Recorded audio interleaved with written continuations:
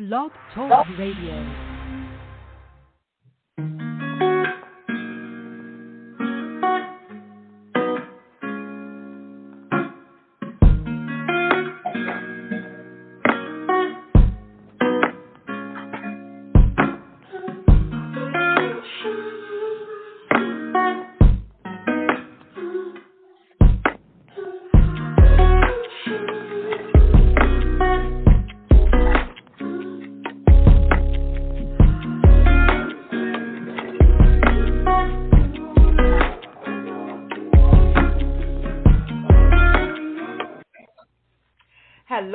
Hello. Happy Friday to you. I am your host, Simo, of What's Really Going On Blog Talk Radio Show and Podcast. I am super excited that you have decided to spend your morning, afternoon, evening, whatever time it is where you are.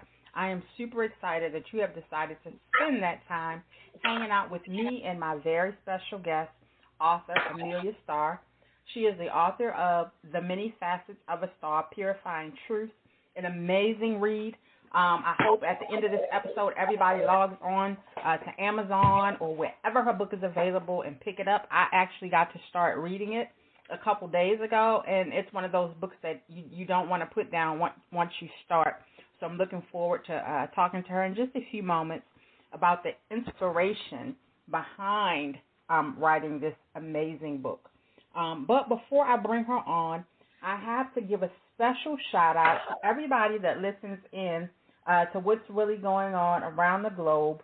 So without further ado, I have to give a special shout-out to Tanzania, the Democratic Republic of Congo, Australia, New Zealand, the Philippines, China, India, Pakistan, Japan, Russia, Sweden, Norway, the United Kingdom, France, Italy, Algeria, Egypt, Sudan, Nigeria, South Africa, Brazil, Mexico, Canada, and, of course, rounding it out, the United States. I so appreciate you guys wherever you're listening at, whether it be the mobile app, iHeartRadio, Apple Podcasts, Google Podcasts, GeoSavan, wherever you're listening to. I so appreciate you. If you have sent me an email or sent a message through the mobile app, I will get back to you as soon as possible. And I thank you guys for joining us. And so, without further ado, I'd like to bring on author Amelia Starr so she can tell us about the inspiration behind The Many Facets of a Starr, Purifying Truth. Hello. Amelia, are you there? Hello. I'm here. Hello. Well, Thank you for having me. I am so excited that you came on, and I just want to tell you real quick before we get some background knowledge about you and your inspiration for the book.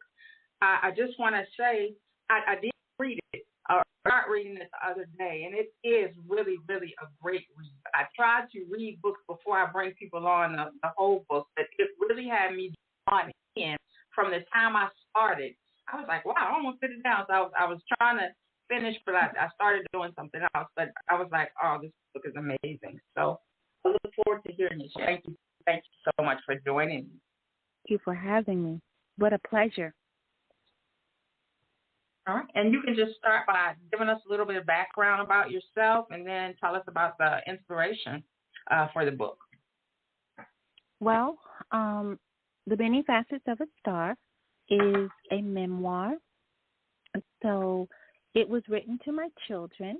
I am humbly grateful that I actually have readers that enjoy my work. I wrote it for my 3 children.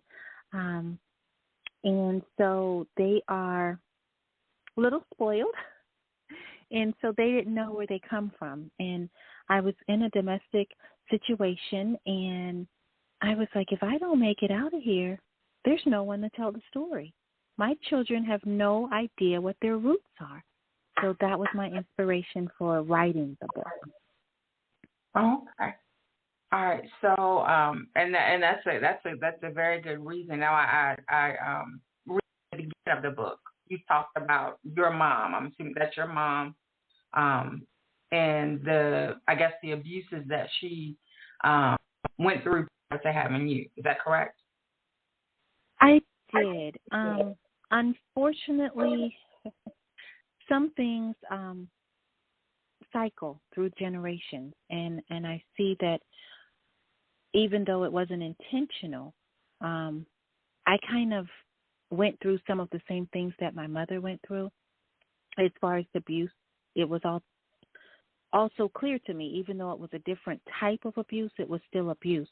And so I wanted my children to understand that it was wrong and that it's not something that they have to carry on to their children.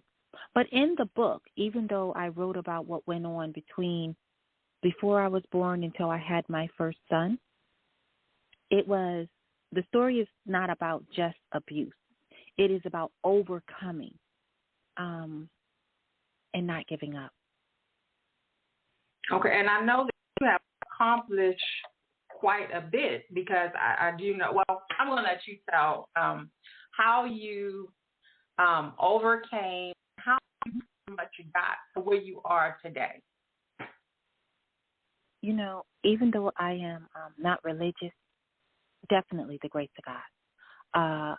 There is no way that I could have been through the things that I've been through and made it. Give a little bit of my story.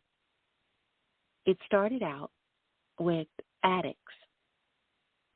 One was a pimp and one was a prostitute. One was my mother and one was my father.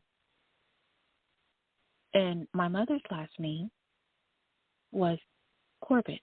My father's last name was Stooks. But somehow, some way, she decided to give me the last name of Starr, A for Amelia, Starr. And so during my journey, I've always kind of wore that star as a scarlet letter. And the abuse that I was going through, I was always told that, you know, you're nothing, you don't even have a history, you're nobody. And I kind of hung my head in shame. So I went from one marriage to another marriage, and, you know, I wanted somebody's name, you know, make me something. And one day the light came on, you are. You know, I called you. I made you a star. And I began to embrace it. And from that moment on, it's like I had meaning. And you only need to have meaning. It doesn't matter what you're called. It matters what you answer to. And that's when I began to be able to accomplish so many things. Nothing changed except for my perspective. And let me ask you this. Now, along your journey, were there any urge to or, you know, motivated you to not fall or to discontinue getting into, like, bad relationships? Or was it just, like, through, and I know you said you're not very religious, but just, like, by God's grace, like you said, that you know, got out of those situations? You know, not into relationships, but I believe that I have had, and I still have, angels. I believe that my life has been lined with angels along my journey, and they have led me and guided me. In the book I wrote about 3 mothers. Obviously, we only can have one mother, but one was my mom's foster mom who raised me. One was my mother, and then one was an adoptive mother. And each of them poured into me. As I matured, I began to fall back on those lessons that were taught to me. As they were being taught, I heard, but I didn't listen, but they were planted. So when the time was right, I was able to fall back on and to pull strength from those lessons that were taught from those 3 women. Okay. That makes a lot of sense. So I do know, so let me ask you this. Are you planning to do a follow-up to your current Most book? definitely. Most definitely. There will be a part 2, but the part 2 is not coming right away. I do have a book coming out in June. Okay. But it is, I call it Not to give too much away. It is a little bit like Chicken Soup for the Soul, which was very popular and one of my favorite reads a few years ago. I say with a twist of a star. So that's coming out, and it's just pearls of wisdom that has been passed down to me, and I have picked up just throughout life. And that's what the next book will be about. But there will definitely be a part 2 to Purifying Truth, because it stopped at the birth of my first son. I now have 2 more. And just overcoming, again, it is a memoir, autobiography, so I'm still living, so the book still goes on. It's just a matter of when I'll write the next part. Oh, okay. That's pretty cool, too. Now, let me ask you this, because I know you said you did pretty much a book for your kids so they would kind of know more about you and where you came from and things like that. What are the ages of your kids? I have a 24-year-old, a 15-year-old, and a 5-year-old. Oh, okay. Yes.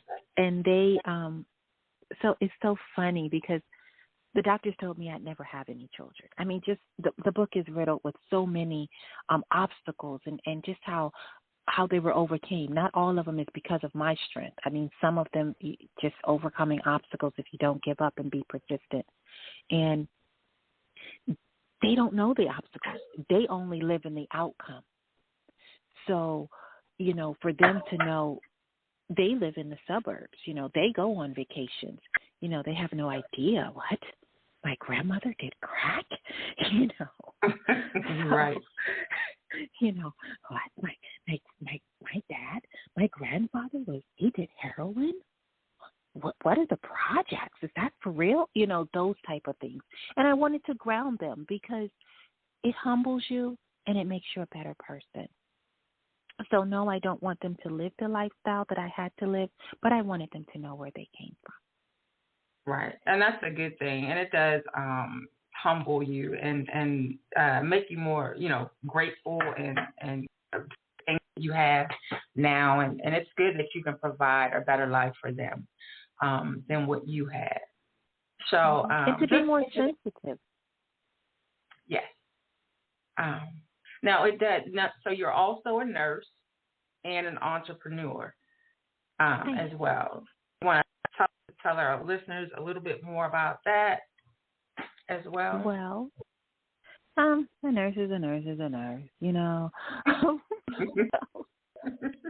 I'm a nurse. I've done all aspects of nursing, of course, the latest being on the front lines fighting COVID. And so that's just that. I have the gift of help. I believe that that's my purpose in life. Right. But I have an entrepreneurial spirit. I remember from a small age living with my grandmother and selling nail laters. So nail laters or nail and laters, depending on where you're from, what you call them. But I sold them after church. Right. I've always been one to know how to flip. And so now, being a nurse, I have a scrub business called Amelia Scrubs. And so I sell medical uniforms. And I also teach CPR. That's one of my businesses. And, of course, I write. Oh, okay. And I was going to say, because it seems like with your story, would you ever consider doing like public speaking or coaching for women or something? It just seems like all that will go hand in hand with your book. I'm just sitting here trying to get you a whole nother job too. Well, I didn't mention it, but I do have my own podcast. It's called Purifying Truth. And in that, I do spotlight others and whatever their talents are. And I am a motivational speaker. I speak on the topic of domestic violence and how to stay safe and how to get out of unsafe situations. So I do. And hopefully I can help others avoid wasting time. Now, where can we find your podcast? Well, I've just started, and Okay. so I am on